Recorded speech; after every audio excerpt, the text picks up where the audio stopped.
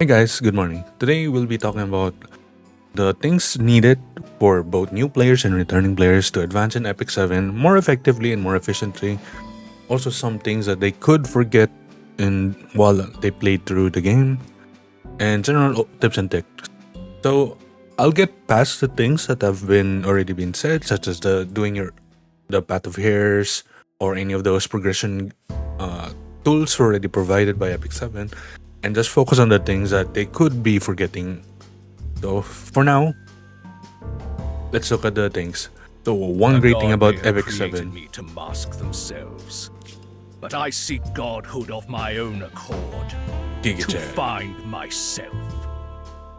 Alright, one of the great things provided in Epic 7 is the secret shop of Gyro.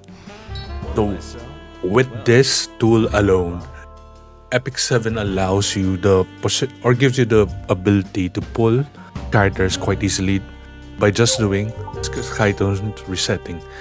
Whenever you do this, there will be always a chance for a Covenant bookmark or a Mystic bookmark to pop up, and those typically are going to be used when you're doing the pulls for either limited units or featured units, whatever. The math has been shown by many people through Reddit and some posts that overall, doing it in this manner is more efficient than, picking it up through Arena. Okay, so otherwise, be sure to do your refreshes whenever you want to pull a unit. It does cost more gold, it does cost skystones, however, you'll be getting way more than your typical rewards from either just playing the game. Okay, next, shop. If you look over here in shop, there are some things that you'll notice. In shop, the key thing to do is always purchase your spectral cores. I don't have enough stamina, but you'll always get enough. Recently, especially now, because of how good the rewards have been. So be sure to buy your spectral cores. Later we'll talk about why you should be using it. Otherwise, also buy all of these other things, such as free energy that costs friendship coins. You get this through playing adventure. Flags, so you can do your arenas. And these other two, you can do it at your own time. Next would be in your arena shop. Always ensure that you purchase your Mologoras weekly and your 40 energy daily. The reason why you want to do this is that it's free energy and it would be a waste to not pick it up. Next, for the PC client of Epic 7, one thing that you could do is always press Alt to show you the shortcut keys of how to access your quick menus. This is also available in your battles, and it's a good way to, if you're playing with one hand or if you have a disability, for example. Another thing is that in Android or iOS, you have the ability to get, I believe, 100 stamina through the watching ads. This is not available for the PC client, however. Next, a big thing in Epic 7 is the guild. The guild currently was recently revamped in such a way that you get more rewards compared to before, and you get other benefits as well. As your guild levels up and you check here in the weekly reward chest, it gives you more rewards compared to before. So let's see.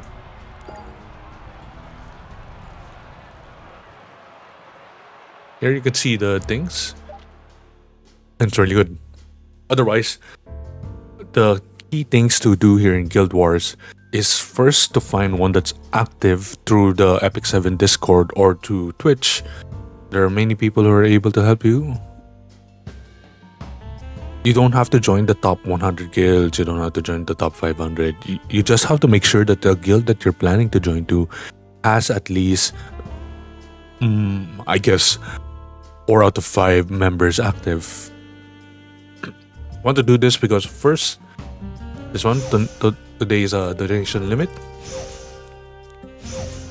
This allows us to purchase things in the member shops Some key things to purchase here would be your Molagoras, your Greater Mod gems, and your Mystic medals, as well as once you complete multiple guild missions, you're able to purchase the guild artifacts over here. Some key artifacts would be Proof of Valor, Victorious Flag, Warhorn, Bastion of Hope. They're really generally good. Not to mention you get 2 of these gold transmits and all the like. So other than that, one key thing that guilds have is that through guild wars, you're able to get up to, I believe, 80 more or less mystic medals, and because we have at least 3 a week, it adds up eventually. So you're able to build up your mystic pool through the use of this tool. Okay, so we talked about the stamina, right? You typically want to use your Spectre cores for both otherworldly hunts over here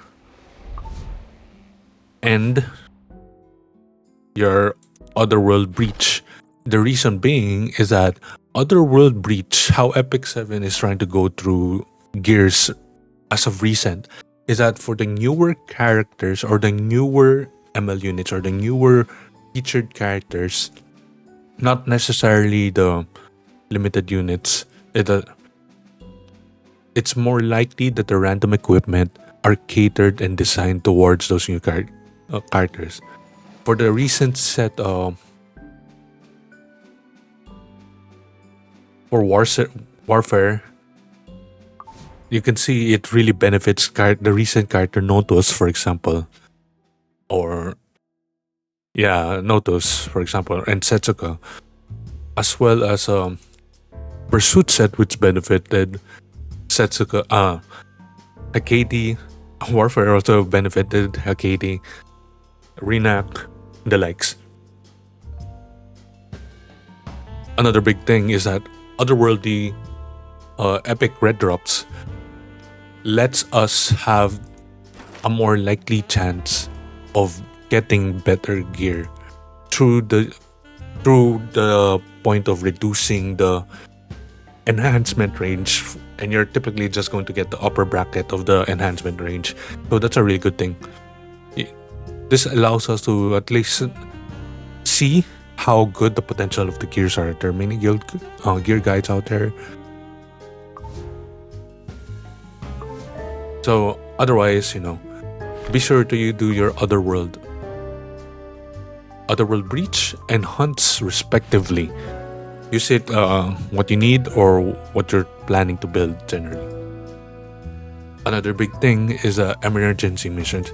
Be sure you do this as frequently as you can because of these kinds of drops. They're quite easy to do, and they're just a limited event. It just Smilegate or Super Creative just announces whenever they come up, and generally it's a cheaper way of getting materials. So in 2026, they also changed how some of the game PV contents were being done. They've introduced the concept of having a shadow company, which has these kinds of rewards, a lot of rewards. Wisdoms, a lot of gold and enhancements, and then these rewards, for example. You get the newer Covenant Pulse, you get these Starfall coins, I'll show you later. You get the ML Wisdom Fate's Gaze, a lot of charms, and it gives you a good amount of gold. Now, the rewards that were originally slated for each of these events are still there. For example, if we look at here in the Automaton Tower, for example, the 25th floor for this case is always going to have golden transmit stones, and it still does have it.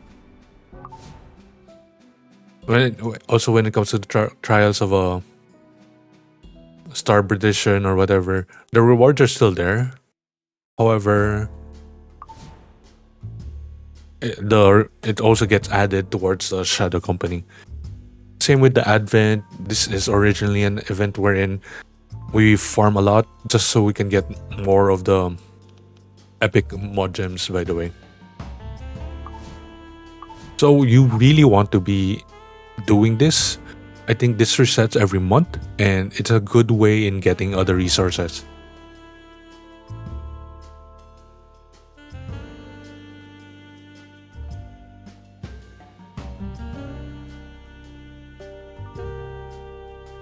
Okay. So some key things to remember is that as a new player or as a returning player, limited units are always going to be a priority. It takes about 605 bookmarks, I believe, to pity, which is 121. However, in the recent changes in epicseven, they've added this kind of milestone thing. So there are some slight cashbacks, and it isn't a pain to pull for the limited artifacts in this time. You only need 145 to be able to pull it, and 121 is a pity for the character. So you can see how good the gacha system has been as of recent. And you don't have to worry about missing out some limited characters that are not collab, as they bring back the limited banners quite frequently through the custom limited pulls or just rerunning the character in general. Next would be the arena. Unfortunate. Arena has been changed quite a bit. If you have a win streak, as you can hear in consecutive victories above, originally whenever you press the refresh, it wipes out the streak that you have ongoing. Now, it keeps it whenever you refresh. Another good thing recently added is this one, the attack guide. This is just based on the historical data of how Arena was done. It updates quite frequently, I guess. Or rather, I'm not sure. As Biblis is a new character, the data pool is kind of low, so we're just waiting for that. But for known teams, we have this where we can just press copy and it gets positioned to your first team. So why should you be doing the conquest or at least arena? First, you get this. I believe you get 200 sky stones weekly in conjunction with the weekly rewards whenever arena closes off, which is around 800 sky stones for champions. You also get this shop over here, which grants you access to what I've said before, the 120 energy, as well as getting the arena charms over here. Just one of the changes added. They moved the arena gear from the shop into the battle pass. So you really want to do the arena as you get free gear compared to before. You just have to play it frequently, and it's I believe it's like 3 months, and that's long enough for many people. For the newer players, I believe that arena has their own pool, and you're not necessarily fighting the newer or the veteran players. Okay, so when it comes to the more important currency in the game, gold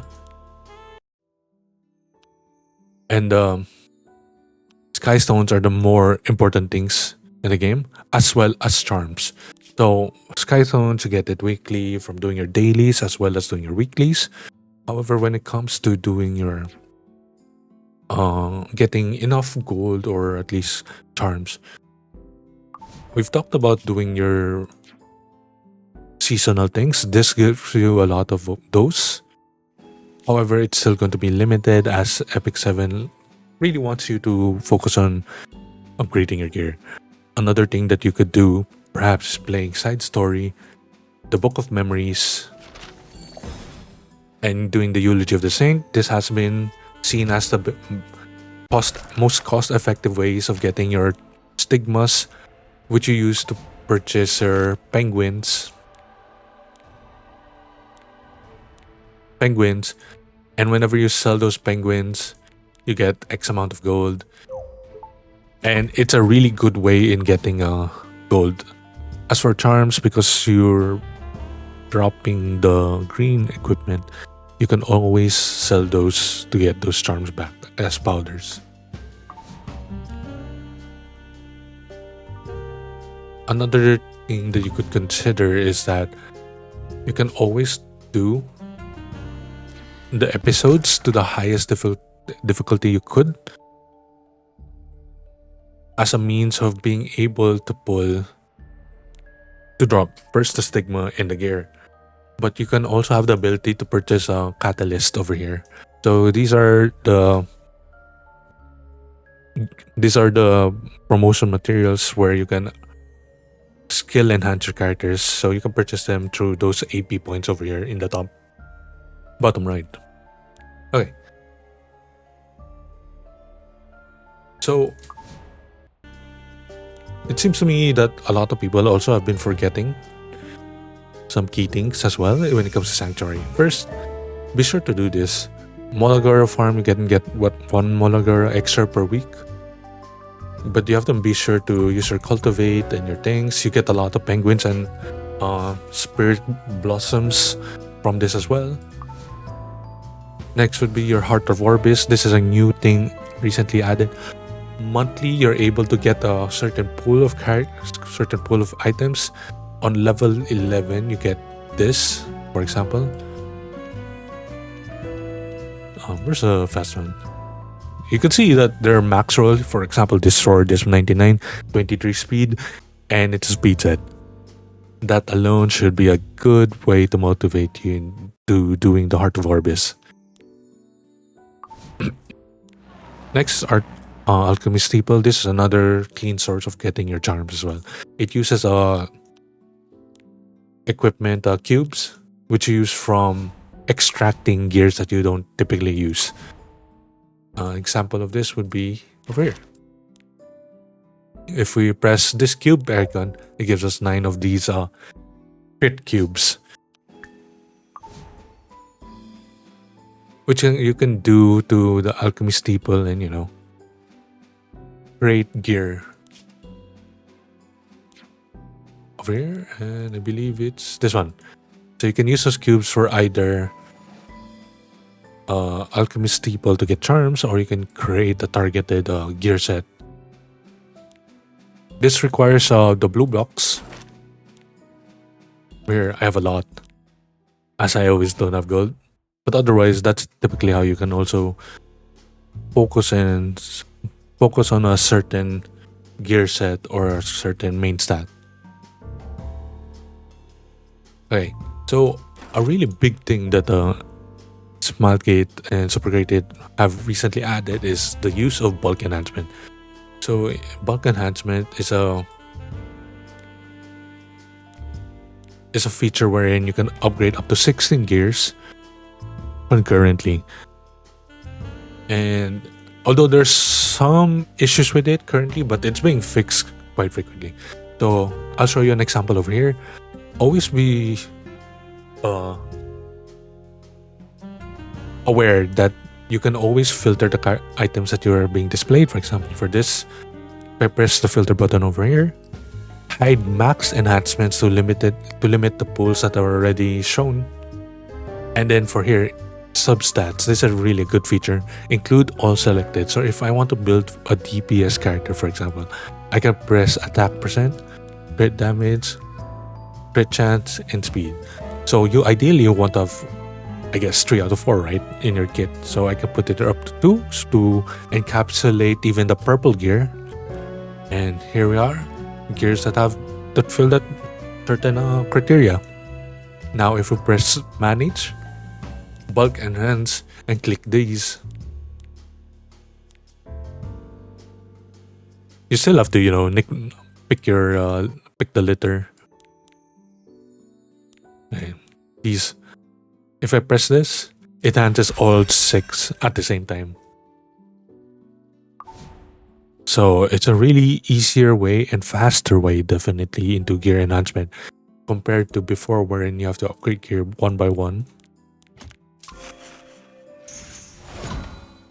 The amount of clicks that you are needed to do and the time needed